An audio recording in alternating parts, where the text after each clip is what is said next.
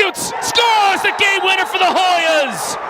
And Georgetown has upset the #1 team in the country.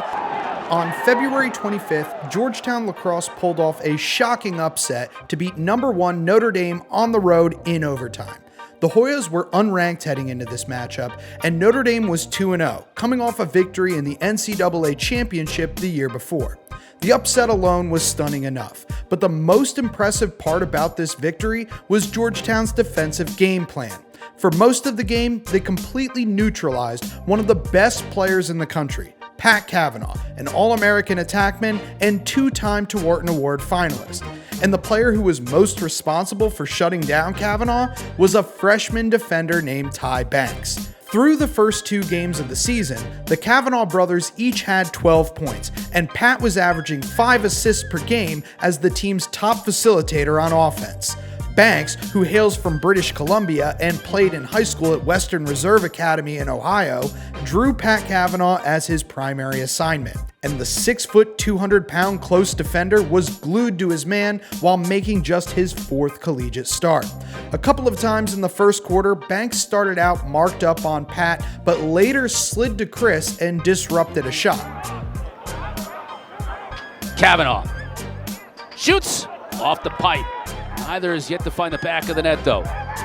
Kavanagh uses a pick. He's got free. Upfield shoots. A lot of times, Notre Dame sent a pick Kavanagh's way to get a better matchup, but the freshman consistently navigated through those picks and gave his matchup very few opportunities to make a play.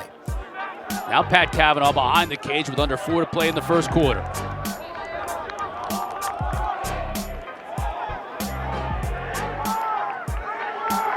Like he and Taylor might work a 2-man game. Taylor sets a pick. Defender slips it. When the pick did work for Notre Dame and they got the short stick matchup they wanted, Banks was quick to slide and disrupt Kavanagh before he could finish his attack. Kavanagh slide had to come, and it does brilliantly. Ty Banks, the freshman. Another thing Banks did well was shut off Kavanagh when he was the adjacent pass at X. Multiple times, this forced the Irish to redirect the flow of their offense in the opposite direction, away from their best playmaker. One time in the second quarter, Banks lost his footing while covering Kavanagh behind the net, but he recovered so quickly, and since Notre Dame was still subbing, there was nowhere for Kavanagh to go with the ball. Heading into the fourth quarter, both Kavanagh brothers had 0 points. Now, Pat Kavanagh ended up recording a pair of assists in the fourth quarter, but they both came while Notre Dame was man up, so it's not like Banks got beat one-on-one for either of those points. The only time Kavanagh truly got the best of Banks was in the final minute of the fourth quarter, when Pat took the ball off a restart, set up a high wing dodge to his left hand, then rolled back to his right for the game-tying goal. Well, it took him 59 plus minutes, Q. He finally found the back of the net.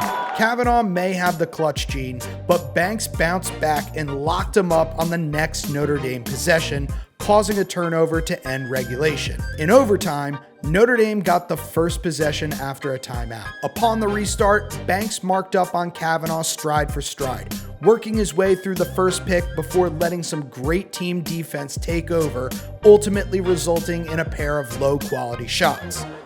Spins back upfield to the middle. Back to his left, the double comes. Now Georgetown's got the pole on him. Dobson with his left bouncer. Face-on backs it up. Inside, over the back. McLean.